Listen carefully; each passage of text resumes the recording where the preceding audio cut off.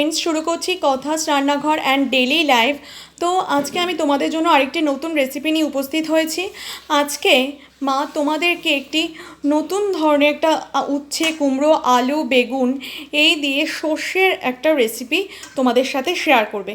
তো চলো তোমরা দেখো রেসিপিটি কীরকম এবং কেমন লাগে তোমাদের রেসিপিটি। আজকে আমি উচ্ছে, বেগুন, কুমড়ো, আলু দিয়ে একটা সর্ষে বাটার তরকারি করব। তাতে আমার পেঁয়াজ ফোড়ন লাগবে, রসুন ফোড়ন লাগবে, লঙ্কা ফোড়ন লাগবে, পাঁচ ফোড়ন লাগবে। আমি সর্ষে বাটার মধ্যে আমি রসুনও দিয়েছি। রসুন দিয়ে সর্ষে বাটা করে কাঁচা লঙ্কা দিয়ে সব বেটে বেটে এর মধ্যে কষিয়ে তারপরে আমি এইটার তরকারিটা করব। শুকনো লঙ্কা ফোড়ন দিলাম, পাঁচ ফোড়ন দিলাম, রসুন ফোড়ন দেবো, রসুন একটু পেঁয়াজ, রসুন একটু পেঁয়াজ ফোড়ন দিলাম।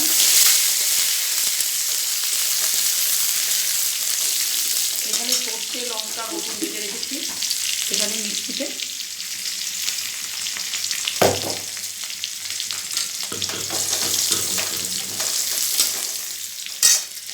এবার আমি আস্তে আস্তে এর মধ্যে উচ্ছে, এই যে উচ্ছে, কুমড়ো, বেগুন, আলু সব কাটা আছে এখানে।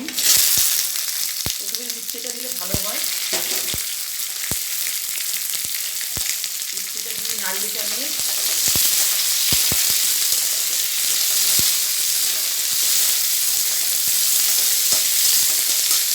তারপরে কুমড়ো, বেগুন, আলু একে একে দেবো।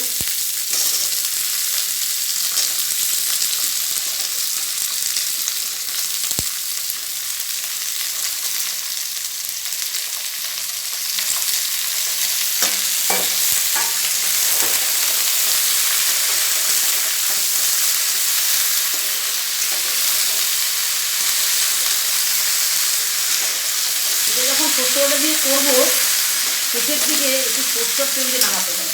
যে কোনো সর্ষের রান্নাতেই একটু সর্ষের তেল দিয়ে নামালে এই রান্নাটা খুব টেস্ট হয়।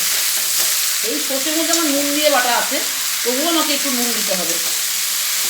নুন, একটু মিষ্টি, হলুদ, লঙ্কার গুঁড়ো, নুন দিলাম। দেখো পরিমাণ মতো নুন দেবো, হলুদ দেবো, সামান্য লঙ্কার গুঁড়ো দেবো। কাঁচা লঙ্কা দিয়ে বাটাই আছে।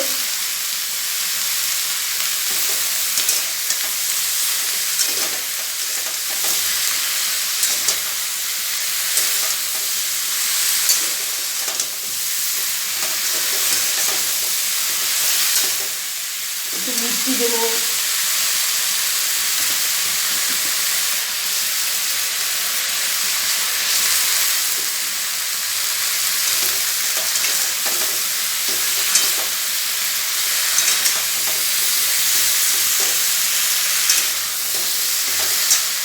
এবার সর্ষে বাটার থেকে একটু সর্ষে বাটা দেবো।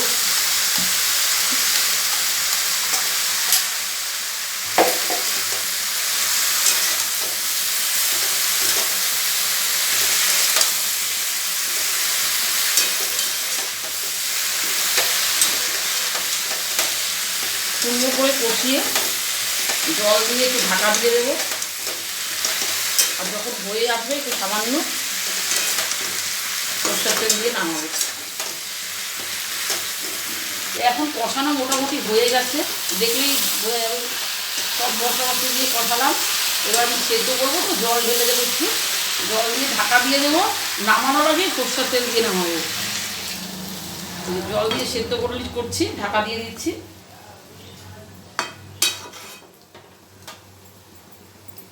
ঠিক যখন হয়ে যাবে তখন সরষের তেলে নেড়ে চেড়ে নামিয়ে দেবো। এবার আমি ঢাকনি সরিয়ে দিয়েছি। এটা ভালো করে সেদ্ধ হয়ে গেছে দেখলাম। এবার সেদ্ধ হয়ে গেছে যেহেতু, আমি ঠিক নামানোর বলেছিলাম না, নামানোর একটু আগে আমি সরষের তেল দিয়ে নামাই। যে কোনো সর্ষে বাটাতেই সরষের তেল নামালে ভালো সুস্বাদু হয়।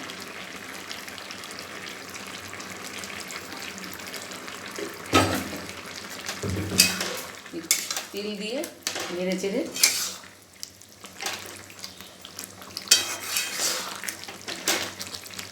মাখা মাখা মতন তিতার তরকারি হয়ে গেল।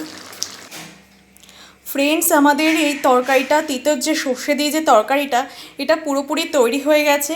তো একটা বাটির মধ্যে সার্ভও করে নিয়েছি। দেখো তোমরা, দেখতে খুবই সুন্দর লাগছে। এই ভিডিওটি যদি তোমাদের ভালো লেগে থাকে প্লিজ তাহলে ভিডিওটিতে লাইক করো, আর আমাদের চ্যানেলটিকে প্লিজ তোমরা লাইক, শেয়ার অ্যান্ড সাবস্ক্রাইব করো।